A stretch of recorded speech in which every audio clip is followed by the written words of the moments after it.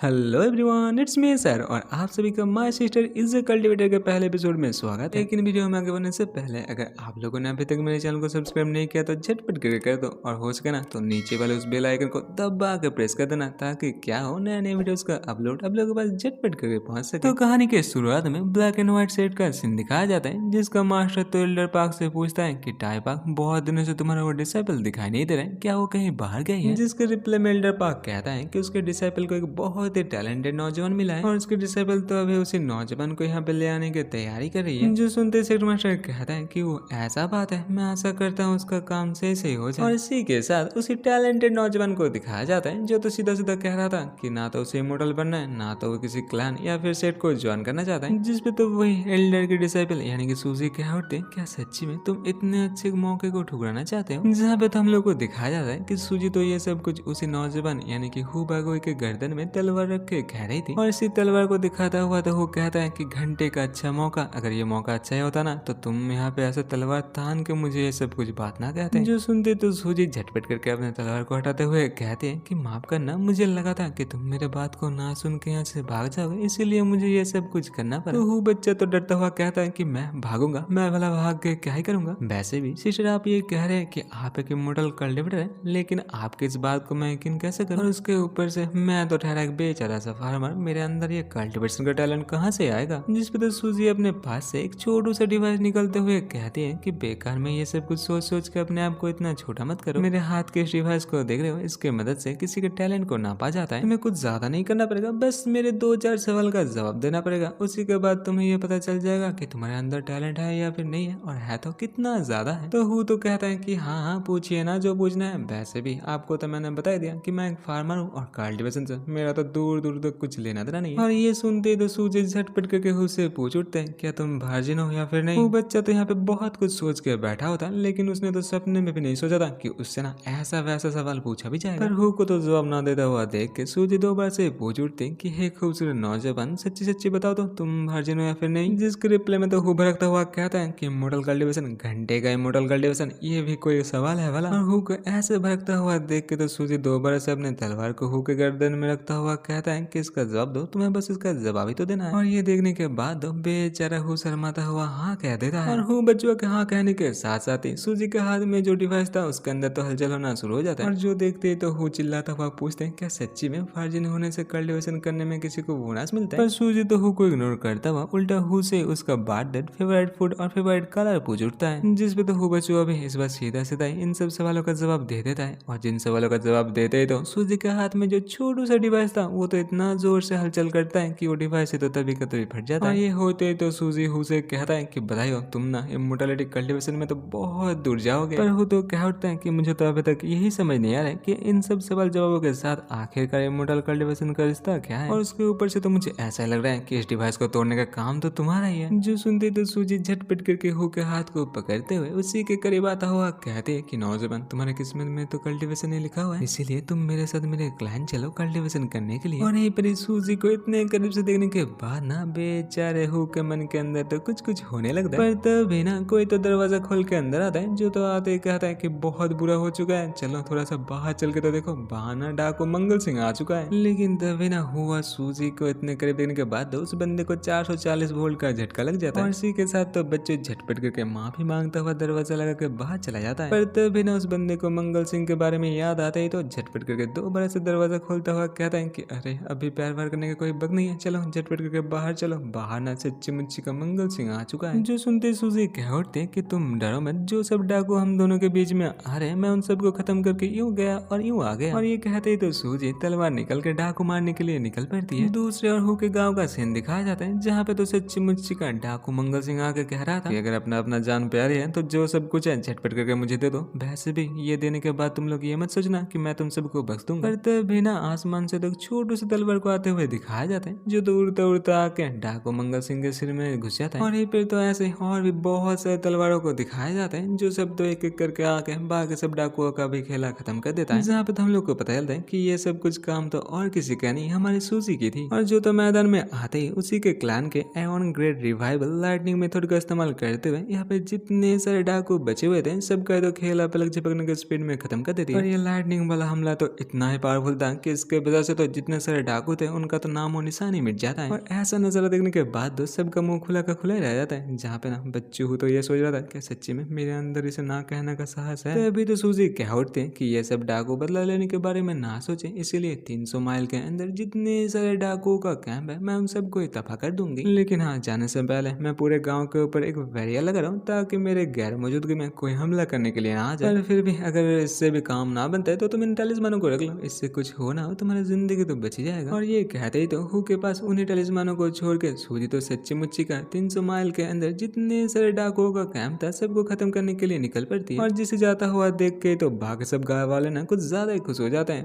पर हु तो कहता है क्या तुम लोगों को ये कुछ ज्यादा नहीं लग रहा है? जिस पे तो वही पहला वाला बंदा पूछता है कि हु बंधु आखिरकार इस परी के साथ तुम्हारा जान पहचान कैसे हुआ और इस परी के साथ तुम्हारा रिश्ता कैसा है? तो हु तो हंसते हुए कहते हैं कि पता नहीं ये परी कहाँ से आई, लेकिन हाँ ये परी कह रही थी कि मेरे अंदर ना कल्टीवेशन करने का बहुत ही ज्यादा टैलेंट है और इसीलिए तो वो परी मुझे अपने सेक्ट ज्वाइन करने के लिए कह रही थी। पर तुम्हें तो पता है कि मैं एक फार्मर हूँ और मुझे फार्मिंग करना ही अच्छा लगता है, इसीलिए मैंने उसे ना कह दिया। जो सब सुनने के बाद दो बंदा सोचता है कि अरे इस बुद्धू को आखिर कौन ही समझाए, एक फार्मर जिसके पास इमोर्टलिटी कल्टीवेशन करने का टैलेंट है वो इसके लिए मना करते थे, आखिर कौन ही ये विश्वास करेगा। वैसे भी बच्चों मुझे तो ऐसा लगता है कि उस परी का नजर तुम्हारे टैलेंट पे नहीं कहीं और ही है। लेकिन तभी ना गाँव के आसपास जितने सारे माउंटेन थे सबके ऊपर तो जोरदार धमाका हुआ दिखाया जाता है और जो नजारा देखने के बाद दो बार से सबका मुंह तो खुला का खुला रह जाता है। और इसी के साथ तो सभी गांव वाले हु की तरफ देखता हुआ सोचते हैं कि इतने खूबसूरत और इतने पावरफुल लड़की के साथ दुश्मनी करना तो अच्छा नहीं होगा और इसीलिए तो हम लोगों को ये करना ही पड़ेगा। दूसरी ओर तो सूजी को दिखाया जाती है जो तो यहाँ पे आते आते ये सोच रही थी कि मुझे तो लगता है कि ये सब कुछ तो किस्मत का ही खेल है, क्योंकि देखो ना अगर यहाँ पे आने में मैं एक दिन देर भी कर देता तो हु बच्चों तो डाकू के हद तो चढ़ जाता। लेकिन जो भी हो इन 40 पर्वतों को तोड़ने के बाद दो थोड़ा सा मन में शांति आ चुका है। और ये सब कुछ सोचते सोचते तो सूजी बच्ची गांव में आ जाती है। जहाँ पे आते ही ना सूजी तो कुछ ऐसा देखती है जो देखने के बाद तो कुछ ज्यादा ही चौंक गई थी। जहाँ पे तो हम लोग को दिखाया जाता है कि हु बच्चों को तो अच्छे से बांध के ऐसा भी उसके मुंह में कपड़ा ठूस के और वही पहला वाला बंदा सूजी से कहता है कि हे परी यही है हमारे गाँव का सबसे अच्छा लड़का, इसे आप अपने साथ फेरी गेट में ले चले जाइए। और जिसके लिए तो सूजी एक ही झटके में मान जाती है और इसके वजह से ना सूजी इतना ही खुश हो जाती है कि बच्ची तो खुशी का मारा रो पड़ती है। जो तो रोते रोते सोच रही थी कि तुम लोग फिक्र मत करो, मैं इस नौजवान का अच्छे से ख्याल रखूंगी। और इसी के साथ थोड़ी देर बाद का सीन दिखाया जाता है जहाँ पे तो हु बच्चों मनी मनी ये सोच रहा था कि मैं एक भोला भाला फार्मर हूँ भागोई, पता नहीं कहाँ से अचानक से एक परी आकर मुझे आज किडनैप कर चुकी है और आगे भविष्य में मेरे साथ क्या होने वाला है इसके बारे में तो मुझे कुछ पता नहीं है। तभी तो सूजी हु से पूछ उठती है कि तुम्हें कैसा लग रहा है, जिंदगी में पहली बार उड़ते हुए तलवार का सवारी कर रहे हो, थोड़ा सा तो मजा लग ही रहा होगा। जहाँ पे तो हम लोग को दिखाया जाता है भागने हो या फिर गिरने के डर से ही हो, सूजी ने तो हु को अच्छे से अपने तलवार के साथ बंधे रखा था। जो जनाब तो कहता है कि ऐसे बंधे रहने में घंटे का मजा है, वैसे भी ऐसे बंधे रहने में तो सिर्फ परवर्ट्स को मजा आता है। जिस पे तो सूजी हु के पास बैठते हुए कहते हैं कि तुम बुरा मत मानो, वैसे भी ये सब कुछ तो मैंने तुम्हारे भलाई के लिए किया है। क्या हो अगर तुम तलवार से गिर गए और गिर गए तुम्हारा मौत हो गया, उससे अच्छे तो ऐसे बंधे रहना ही है। तो हु तो हंसता हुआ कहता है कि हाँ हाँ सिस्टर बोलना पड़ेगा, आपका अंदाज तो बहुत ही अच्छा है। तो बिना सूजी कह उठते हैं कि बच्चों कस के पकड़ना, क्योंकि मैं इस बार ना तलवार के स्पीड को और भी ज्यादा बढ़ाने वाली हूँ। और ये कहते तो सूजी अपने तलवार के स्पीड को बढ़ा देते हैं। जो तलवार ना बिजली के रफ्तार में बादलों को चीरता हुआ निकल जाता है। पर उड़ते हुए तलवार का सवारी करना तो हु के लिए कोई मजा नहीं सजा था। और ब्लैक एंड व्हाइट सेट का सीन दिखाया जाता है जहाँ पे तो आखिरकार सूजी हु को ले आने में कामयाब हो जाती है। पर जनाब हु तो उड़ते हुए तलवार का सवारी करने की वजह से ब्लैक एंड व्हाइट सेट के सामने उल्टी करने में बिजी हुआ था। और इसी हालत में तो सूजी हु को पकड़ते हुए कहती है अभी उतना देर भी नहीं हुआ है, अगर हम लोग अभी के अभी निकल दें तो तुम्हारा रजिस्ट्रेशन हो सकता है। और इसी के साथ एंट्रेंस एग्जाम रजिस्ट्रेशन ऑफिस का सीन दिखाया जाता है जिसके सामने तो एक बड़ा सा लाइन खड़ा हुआ था। और इसी लाइन में दो लड़के या फिर एक लड़का और एक लड़की को दिखाया जाता है जो सब तो आपस में ये बात कर रहे थे। क्या तुम्हें पता है इस बार के एग्जाम में ना बहुत सारे स्पिरिचुअल स्टेज के जीनियस हिस्सा ले रहे हैं। और ये सबको इग्नोर करता हुआ सूजी तो सीधा हु को ले आके उसे ऑफिस के टेबल में ले पड़कता है। जहाँ पे तो आते ही सूजी उसी बटलर से कहता है कि मैं इस बंदे को ले आऊँ, चलो झटपट करके इसका नाम भी लिख लो। जिसपे तो बेचारा बटलर साहब कहते हैं कि सीनियर सिस्टर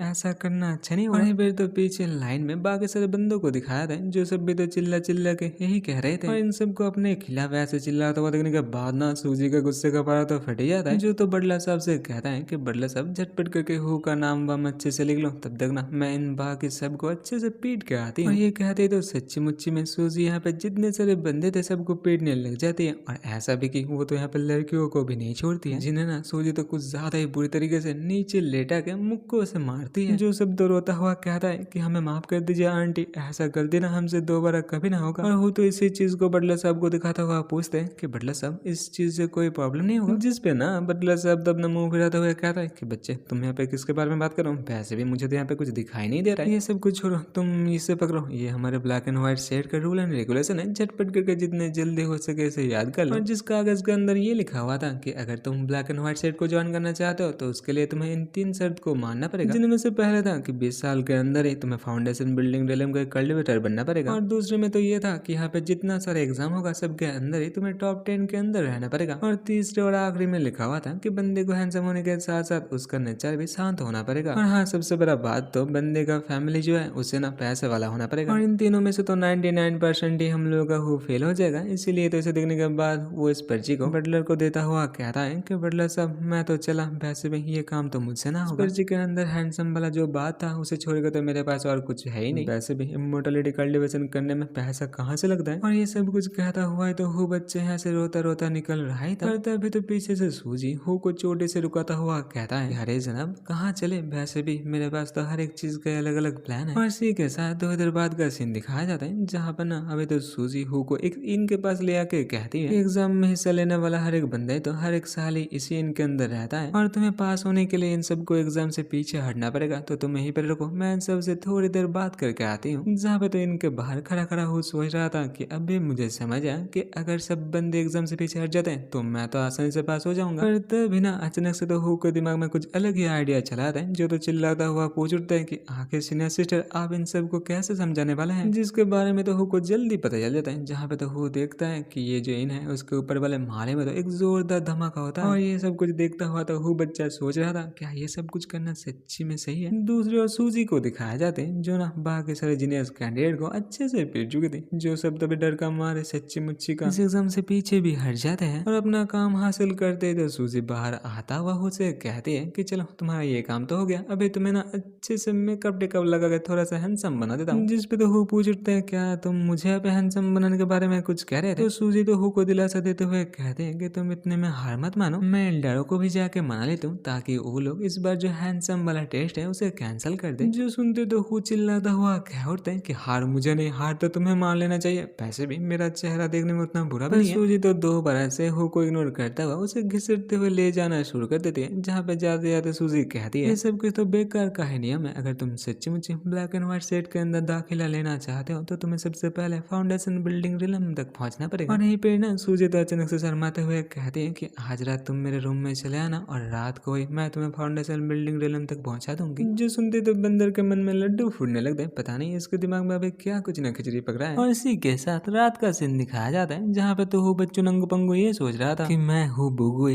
एक इन में इतने रात गए एक खूबसूरत लड़की के बिस्तर में बैठा हुआ। और यहीं पे तो नाजुक हालत में सूजी को भी दिखाया जाते हैं जो तो हु से कह रही थी किसी को भी नॉर्मली कल्टिवेट करने के लिए सबसे पहले अपने एसेंस को रिफाइन करना पड़ता है, और उसके बाद आता है foundation establishment realm, body refining, QI refine, और उसके बाद जाके आता है फाउंडेशन बिल्डिंग रिलम। और इन्हीं तीनों रिलम को हासिल करते करते तो ज्यादातर मॉडल को 5 से 10 साल के वक्त लग जाता है। जो सब कुछ सुनने के बाद हु तो कहता है कि अगर ऐसा बात है तो मैं अभी क्या करूँ। बच्चों ना यहाँ पे तो सूजी के बाद सुन कम रहा था, उसे तार ज्यादा रहा था, और इतना ही तार रहा था कि बच्चे के मुंह से तो अभी लाल भी टपक रहा था। तभी ना अचानक से तो सूजी जाके हु के पास बैठ जाती है, जो तो बैठते हुए हु से कहते हैं कि तुम फिक्र मत करो, मैंने इसके बारे में ऑलरेडी सोच लिया है और मुझे पता है कि तुम्हें फाउंडेशन बिल्डिंग रिलम तक पहुंचाने के लिए मुझे क्या करना पड़ेगा। दूसरी ओर तो सूजी के इतने करीब बैठने के बाद ना हु का तो हालत कुछ ज्यादा ही बुरा हो चुका था। इसी के साथ सूजी तो अपने पास से एक छोटू से बोतल निकलते हुए कहती है कि इसके अंदर एक फाउंडेशन एस्टेब्लिशमेंट बिल्ड है जिसे खाते हैं कोई भी मॉडल आसानी से इसके ऑरा को अपने डांटियन में सोख के कल्टिवेशन करने का जो फाउंडेशन है उसे एक ही रात में हासिल कर सकता है। और ये काम तुम्हारे लिए भी आसानी होगा, और इसके ऊपर से मैं हूँ ना, मैं अपने ऑरा से तुम्हारी मदद भी करूंगा। पर बच्चे हु का नजर तो कहीं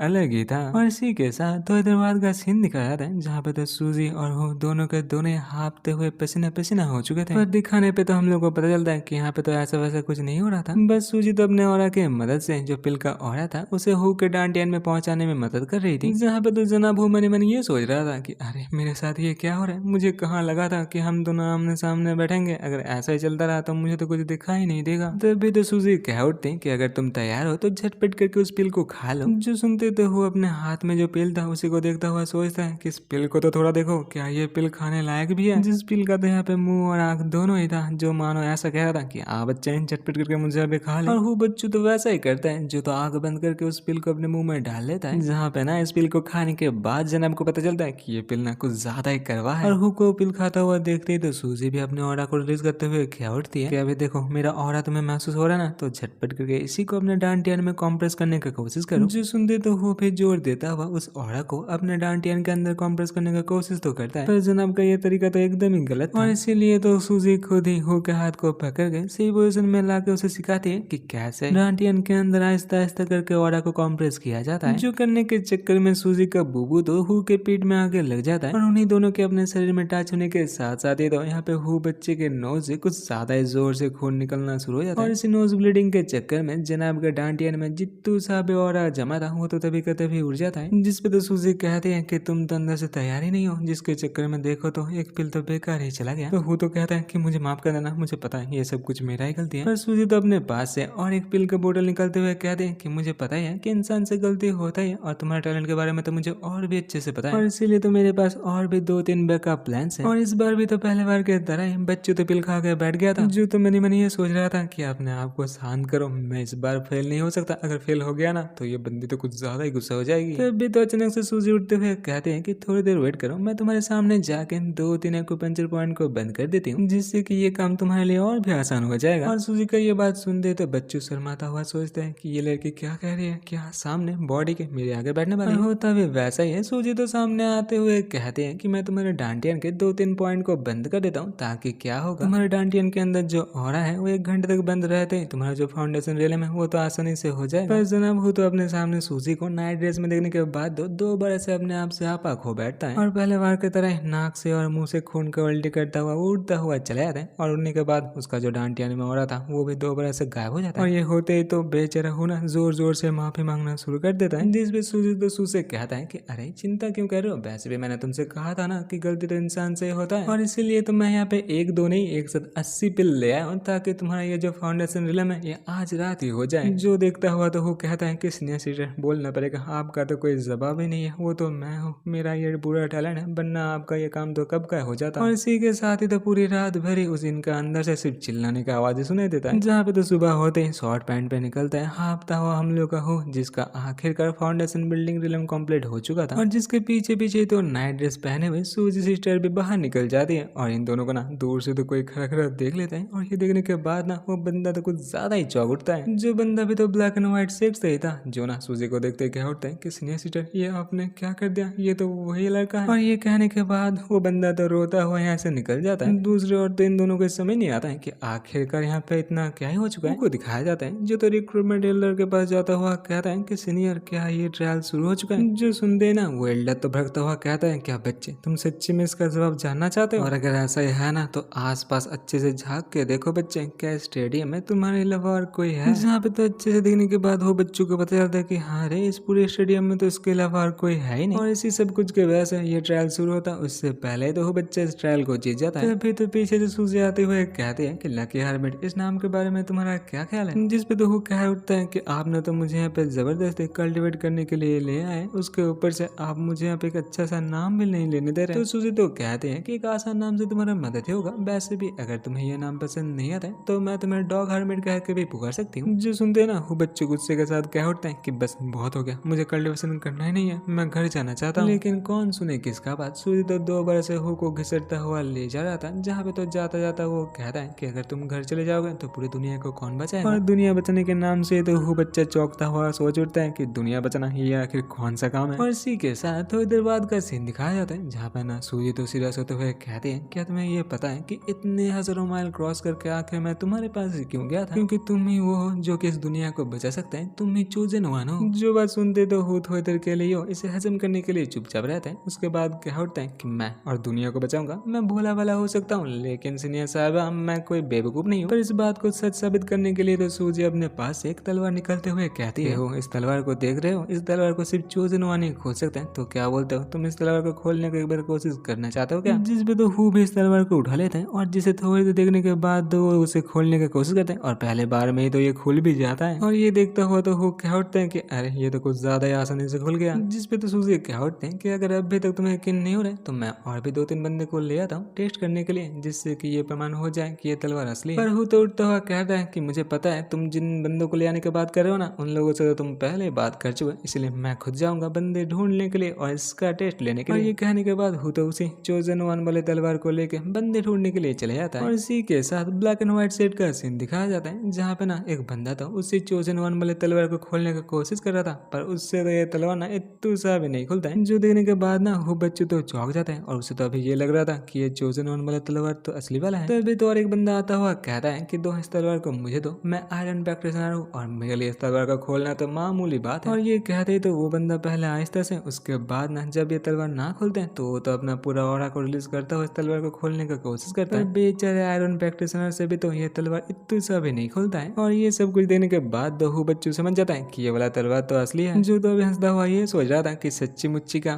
बच्चू तो इस कहानी का प्रोटैगनिस्ट है, जो पूरी दुनिया को बचाएगा और जिसके आसपास चारों ओर सिर्फ लड़कियां लड़कियां होगा। और इसी के साथ तो हु बच्चू जोर जोर से चिल्लाता हुआ कहता है कि वो तो स्पिरिचुअल कल्टिवेशन का किंग बनेगा। और ये कहने के बाद हु बच्चू झूमता हुआ वापस हमने इनके तरफ चला जाता है। तभी तो यहाँ पे हु के पीछे सूजी के पैर को दिखाया जाता है और इसी के साथ हम लोग को बताया जाता है, क्या तुम लोग सच्ची मुच्ची में ये जानना चाहते हो कि ये तलवार और किसी से खोला क्यों नहीं गया? क्योंकि प्यारी बच्ची सूजी तो ऑलरेडी क्लैन के हर एक बंदों को ही पीट चुकी थी, तो आखिर सूजी को मना करके ये लोग इस तलवार को खोलते ही कैसे? और काम हो जाने के बावजूद भी तो सूजी सबको डराते हुए कहते हैं कि अगर कानो कान भी किसी को इस तलवार की असलियत के बारे में पता भी चला ना मुन्ना, तो तुम लोगों का खैर नहीं। जिस पे तो सभी झुक के रोता हुआ कह रहे हैं कि कौन सा तलवार, वैसे भी हम लोग तो तलवार के बारे में जानते ही नहीं, हम सबको माफ कर दो। और जो सुनने के बाद सूजी बच्ची भी इन सबको बाय बाय कह के यहाँ से निकल जाती है। और ऐसे ही तो देखते देखते 2-3 दिन गुजर जाता है और इन 2-3 दिनों के अंदर सूजी ने हु को पूरे कल्टिवेशन दुनिया का जो हिस्ट्री है उसके बारे में अच्छे से जानकारी दे दिया था। और अभी तो साहिबा हु को कल्टिवेटर का 3 रूल के बारे में भी बताने वाली थी, जो सबको सुनने के बाद हु बच्चे को ऐसा लगता है कि मानो वो यहाँ पे कल्टिवेशन करने के लिए नहीं, हिस्ट्रियन बनने के लिए आया है। तभी तो बच्ची सूजी हु को कल्टिवेशन दुनिया का रूल बताने लगती है, जहाँ पे सूजी पहले कहती है कि हमेशा चौकन्ने रहना, क्योंकि ये दुनिया ना बहुत खतरनाक है, इसीलिए अपना सबसे पावरफुल मूव आखिर तक बचा के रखना और कोई सा भी काम करने से पहले उसके बारे में ना अच्छे से प्लानिंग कर लेना। और हाँ, ये अच्छे से जान लो कि इस दुनिया के अंदर मरे हुए इंसान कभी भी कुछ भी नहीं कह सकते, यानी कि कभी किसी के साथ यहाँ पे अगर पंगा हो जाता है तो प्लानिंग करके उसे मार डालना। जो सब सुनने के बाद वो बच्चे मन ही मन सोचता है कि ये सब कुछ तो कोई बुरे बंदे का प्लानिंग लग रहा है। लेकिन तभी तो सूजी 2 बार से कह उठती, और हाँ बच्चे, मैं तो तुम्हें ये बताना ही भूल गया, अगर तुम सच्ची मुच्ची स्पिरिचुअल कल्टिवेशन करना चाहते हो तो अपने दिमाग से ये जो बुरे ख्यालात हैं उसे निकल के फेंक दो, क्योंकि अगर तुम्हें अच्छे से कल्टिवेशन करना है तो लड़कियों के बारे में भूल जाओ, खास करके हरीम बनाने के बारे में। और ये वाला बात सुनने के बाद हो क्या उठता है कि क्या मैं हरीम नहीं बना सकता?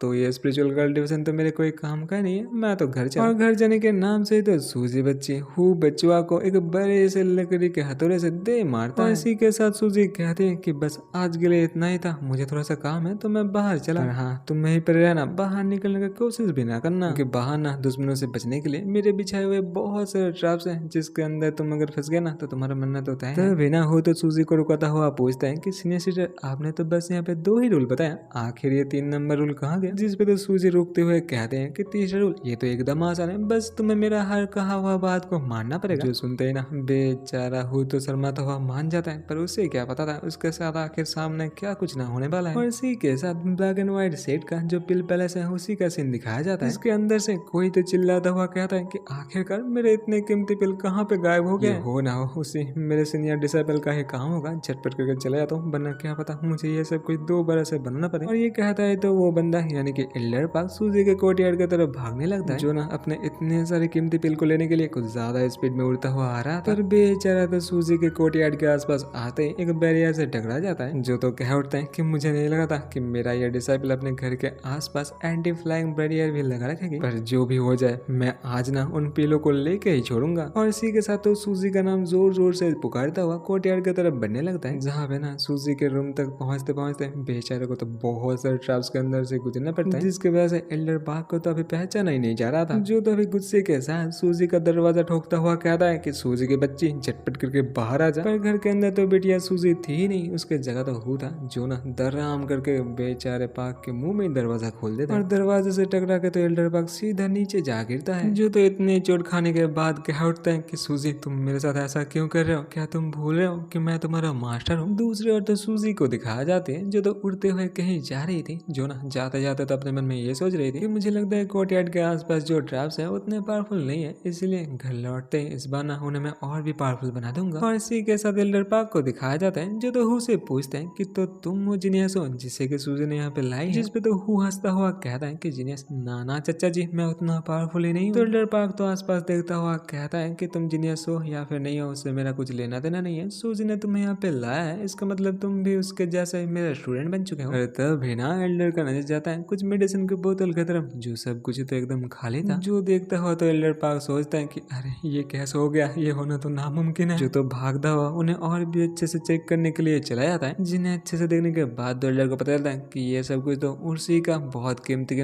वही पिल के बोतल है, लेकिन इसके अंदर तो एक भी पिल बचा नहीं था। जो देखता है तो ना अभी पार्क तो चिल्लाता हुआ कहता है कि बच्चे हो क्या इन सबको तुमने खाया, जिस पे तो हु शर्माता हुआ कह उठता है कि एल्डर आपसे क्या ही छुपाना, जो सीनियर सिस्टर है ना कुछ दिनों से मुझे खाना तो नहीं दे रहे, खाने की जगह सिर्फ यही खाने को दे रहे हैं। और हु का ये बात सुनते ना एल्डर साहब तो गुस्से का मारा आग बबूला होके बेचारे हु के ऊपर ही झपट्टा मार देता है। एल्डर को अपने तरफ ऐसे बढ़ता हुआ देखते ही तो हु भी झटपट करके अपने पास से एक स्क्रोल को निकाल लेता है, जिसके अंदर से तो धमाकेदार आग निकलता है जो सीधा जाके ना बेचारे एल्डर के ऊपर ही लग जाता है। ये धमाका इतना ही पावरफुल था कि इस धमाके के वजह से एल्डर पार्क बेचारा तो इस घर को तोड़ता हुआ सीधा बाहर जा गिरता है। जो तो होश में आने के बाद समझ जाता है कि इस बच्चे ने जो इस्तेमाल किया था वो और कुछ नहीं डिस्ट्रक्टिव फ्लेम स्क्रोल था, जो भी उसी का है। तभी तो पीछे से हुआ आता हुआ कहता है कि मास्टर मुझे माफ कर दीजिए, वैसे भी ये वाला चीज मुझे सीनियर सिस्टर ने दिया था, कहा था कि जब मुझे खतरा महसूस हो तब मैं इसे इस्तेमाल कर, पता नहीं क्यों आपको देखते ही मुझसे इस्तेमाल हो गया, मैं ये सच्ची करना नहीं चाहता। लेकिन एल्डर पार्क तो सीधा हु का हाथ पकड़ता हुआ कहता है कि छोटे बच्चे तुमने मेरा इतना सारा पिल को खा लिया है, इसके बदले तो अभी तुम्हें मेरे लिए कुछ ना कुछ तो करना पड़ेगा। जो सुनते तो हु डरता हुआ कहता है कि मास्टर मैं तो एक भोला भाला इंसान हूँ, आपके लिए मैं क्या ही कर सकता हूँ। तो एल्डर पार्क तो हु को लेके भागता हुआ कहता है कि कुछ ज्यादा नहीं छोटे बच्चे, तुम्हारे बॉडी को इस्तेमाल करके बस मुझे 2-4 पिल बनाने का मौका दे दो। और इसी के साथ 2 बार से पिल पेविलियन का सीन दिखाया जाता है, जहाँ पे आते ही ना मास्टर साहब तो झटपट करके वो बच्चे को अच्छे से पकाने के लिए उसे तो पिल फर्नेस के अंदर ही फेंक देता है। जहाँ पे हम लोगों ने देखा था कि एल्डर पार्क तो गुस्से में आके हु को पिल फर्नेस के अंदर घुसा के पिल बनाने के लिए बैठ जाता है। फिर तभी ना अचानक से तो वो पिल फर्नेस जोरदार तरीके से फूट जाता है, जिसके वजह से तो मास्टर भी दूर जा गिरता है। मास्टर के ऐसा हालत देखते तो छोटी डिसेबल आते हुए कहते हैं कि मास्टर ये कैसे हो गया। आज सुबह तो एल्डर सिस्टर आके पिल फर्नेस को ठीक कर गई थी, तो आखिर ये फूटा तो फूटा कैसे। और जो सुनती तो मास्टर जी ना गुस्से के साथ सोच उठते हैं कि ऐसा हो सकता है सूजी को पहले से पता चल चुका था कि मुझे पिल के बारे में पता चलते मैं हु को यहाँ पे रिफंड करने के लिए ले चलाऊंगा। सूजी मुझे आज यहाँ पे जितना रुकाने की कोशिश करता है कर लेने दो, वैसे भी आज तो मैं इस बच्चे को मार के ही छोड़ूंगा। ये सब कुछ सोचता हुआ तो मास्टर जी ना झटपट करके अपने सेलेस्टियल स्वॉर्ड को निकालता हुआ कहता है बच्चे हो आज ना अपने सेलेस्टियल स्वॉर्ड को तुम्हारे अंदर में घुसर के ही छोड़ूंगा। पर तभी ना मास्टर जी तो देखते हैं कि उसका जो सेलेस्टियल तलवार था वो तो टूट चुका है। जो देखता हुआ ना मास्टर जी के तो आंखों से आंसू चला जाता है, क्योंकि ये तलवार तो एक सेलेस्टियल तलवार था जो ना सच्ची मुच्ची का बहुत कीमती तलवार था। और इसके वजह से तो मास्टर जी के गुस्से का परा फट ही जाता है, जो तो इतना जोर से चिल्लाता है कि उसके कान नाक मुंह सब जगह से खून निकल के बेचारा मास्टर तो वहीं के वहीं गिर के बेहोश हो जाता है। दूसरी ओर तो हु को दिखाया जाता है पिल फर्नेस टूटने के बाद भी तो बच्चा एकदम सही सलामत था। और ये सब कुछ देखने के बाद तो हु बच्चा सोच उठता है कि बोलना पड़ेगा सीनियर सिस्टर का सोच तो बहुत ही अलग है, जिसका सोचना सबसे तो यहाँ पे 10 कदम आगे चलता है। और इसी के साथ सीनियर सिस्टर सूजी के बचपन के कुछ सीन दिखाया जाता है, जहाँ पे तो एक में सीनियर सिस्टर सूजी मास्टर के पास से हाई एंड स्पिरिचुअल क्रिस्टल लेके भाग रहे थे, दूसरे में तो सूजी को एक डिसाइपल को पीट के लूटते हुए दिखाया जाती है, और तीसरे में तो पहले के तरह मास्टर के पास से कीमती स्पिरिचुअल पिल्स लेके भागते हुए दिखाया जाता है। तभी ना अचानक से तो मास्टर जी का यहाँ पे नींद टूट जाता है, जहाँ पे तो हम लोग को पता चलता है कि ये सब कुछ तो मास्टर जी का सपना था। और आसपास देखते ही तो मास्टर पार्क को पता चलता है कि उसका सीनियर डिसेबल तो उसी के पास खड़ी हुई थी। तो मास्टर पार्क को जागते देखते ही कहते हैं कि चलिए मास्टर आप ठीक किया, ये देख के भी अच्छा लगा। जिसपे तो मास्टर जी जैसे तैसे अपने गुस्से को काबू करता हुआ कहता है कि बच्चे अगर ऐसा ही चलता रहा ना तो तुम्हारे वैसे आज ना कल तो मुझे मरना ही पड़ेगा। तो सूजी तो हु को दिखाते हुए कहते हैं कि मास्टर आप ये क्या कह रहे हैं, वैसे भी इतने खूबसूरत और इतने टैलेंटेड एक स्टूडेंट पाने के बाद तो आपको खुश होना चाहिए। जो सुनते तो मास्टर पार्क आहिस्ता से सूजी से कहती है कि बच्चे सूजी ये बेवकूफ लड़का तुम्हारा खिलौना ही है ना, तो तुम इसका इतना देख रेख क्यों कर रहे हो। जिसके रिप्लाई में सूजी कहते हैं कि मुझे क्या पता, आप ही सोच के बताइए। जो सुनते तो मास्टर जी मन ही मन सोच उठते हैं कि मैं ना जिंदगी में पहली बार इस लड़की को किसी का इतने अच्छे से ख्याल रखते हुए देख रहा हूँ। इसका मतलब हो ना हो इस बच्चे के पास एक बड़ा सा गिगल स्टिक है। और ये सब कुछ सोचने के बाद ही तो मास्टर जी झटपट करके खड़ा होता हुआ कहता है कि अगर तुम इतना कह रहे हो तो आज और अभी से मैं इस बच्चे को अपना डिसेबल मान ही लेता हूँ। जहाँ पे तो मास्टर जी मन ही मन ये सोच रहे थे कि अगर मैं ऐसा करता हूँ ना तो इस लड़के से तो कुछ दिन हो मेरा पीछा तो तो छूट ही जाएगा। और रही बात इस लड़के का, तो इस लड़के के साथ तो मेरा कोई नाता ही नहीं है, तो इस लड़के के साथ सूजी को जितना मर्जी खेलना है खेलने दो। दूसरी ओर तो सूजी मास्टर को चिढ़ाते हुए कह रहे हैं कि मास्टर जी ऐसे बिस्तर में खड़े खड़े चिल्लाने के लिए आपकी उम्र कुछ ज्यादा नहीं है। और मास्टर जी तो सूजी को इग्नोर करता हुआ उसे कह रहा है कि बेटे हो, तुम्हें पता है ना तुमने यहाँ पे बहुत से ड्रग्स का इस्तेमाल कर लिया और जिसके वजह से इमोर्टैलिटी कल्टीवेशन के हाई लेवल में पहुंचने के बाद ना तुम्हें बहुत सारे कठिनाइयों का सामना करना पड़ेगा। तो यहाँ पे सूजी खांसते हुए कह रहे हैं कि तुम्हें शायद पता नहीं होगा, लेकिन ज्यादा ड्रग्स इस्तेमाल करने की वजह से यानी कि ज्यादा पिल खाने की वजह से मास्टर जी 100 सालों से गोल्डन डिंगफेंग स्टेज में अटके हुए हैं। जो सुनते तो मास्टर जी शर्माता हुआ कह रहा है कि बच्ची